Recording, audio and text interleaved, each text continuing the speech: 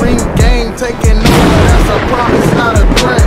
Uppercut season off top, you stop breathing. Yeah, no, like I said, I think with this pay-per-view, obviously right now, boxing's kind of slow. It's gonna slow down because there's not gonna be any boxing, notable boxing on Saturday, but Friday, Top Rank has a card or whatever. Definitely gotta mention it because it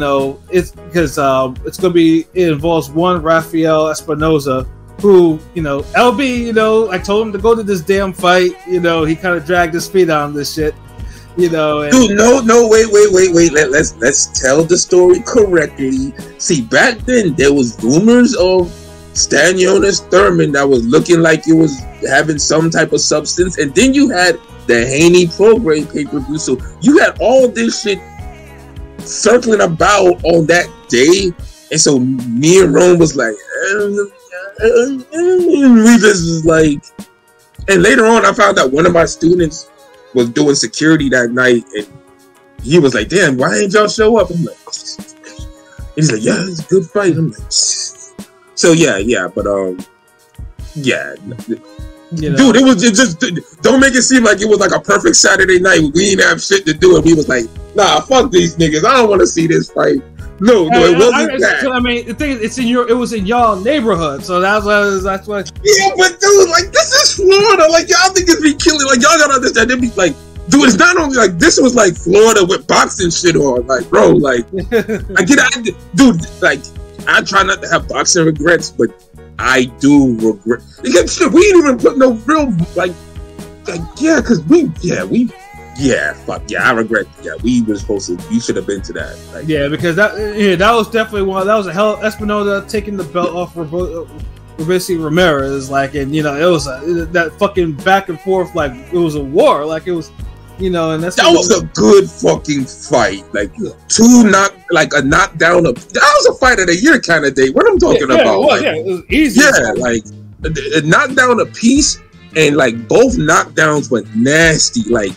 Yeah. Like, I ain't gonna lie, when a tall nigga get dropped, that shit be looking like Bambi on ice on IMAX, nigga.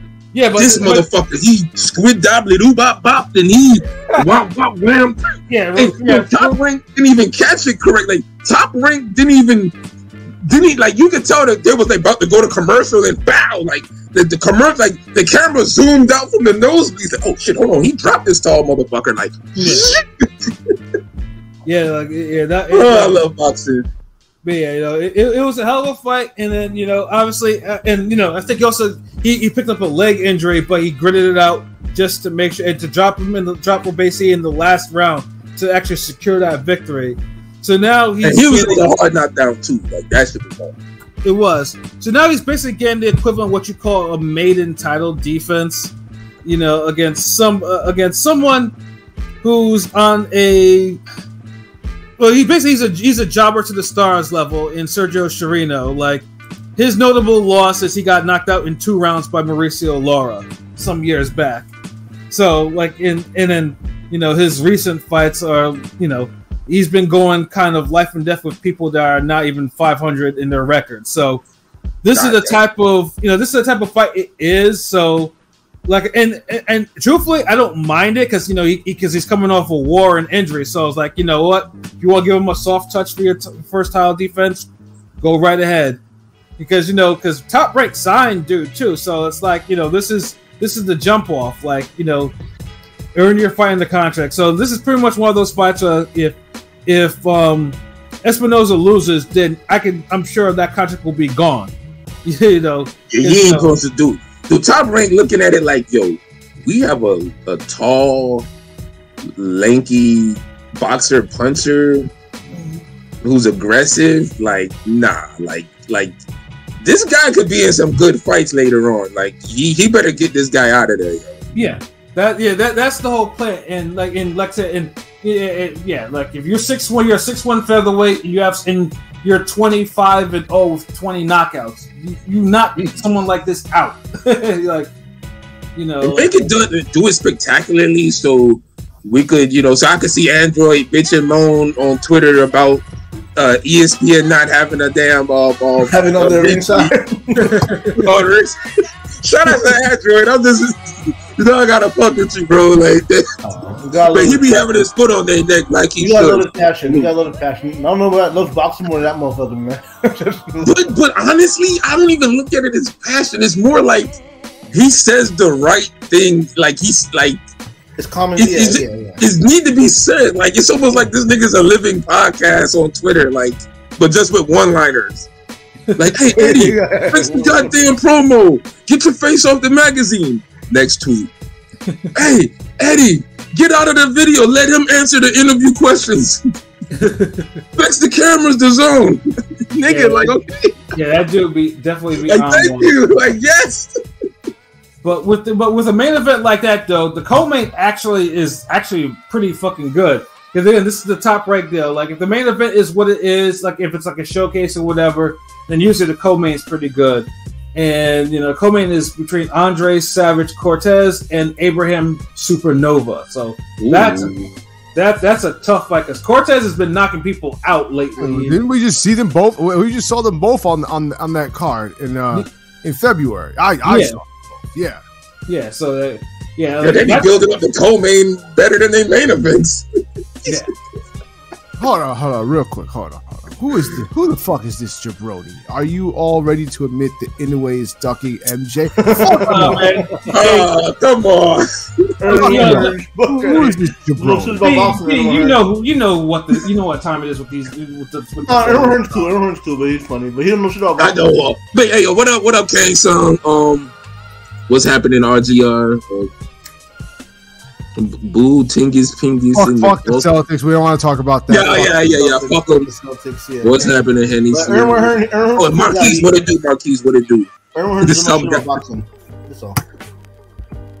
Yeah. So, but then, like I said, I mean it's a good fucking fight. And then also too, they have another fight on there. Someone that Top Rank is also trying to get rid of in Troy Isley and Javier Martinez. Also, they've been trying to get rid of this dude for the longest. I don't know what the hell it is. They're kind of pushing Troy Isley. What do you mean, Troy Isley? No, they trying to get rid of dude. You kidding me? Listen, like I can tell that they've been trying to get rid of him because of how tough they've matched him. Like, but he keeps winning. Yeah, exactly. These niggas be like throwing their head to the ground. Like, no, this is gonna be a good fight. Him versus Martinez. I think he's gonna beat Martinez. Like, I don't know what. That's what I'm saying. I think he's the ace out here, so I think he's gonna beat Martinez. Yeah, no, it's a great fight though. But it's one of those fights you just keep up because Top Rank for whatever reason is not like they've gotten rid of other people that came in around the same time as him, and they keep matching them tough, but he keeps winning.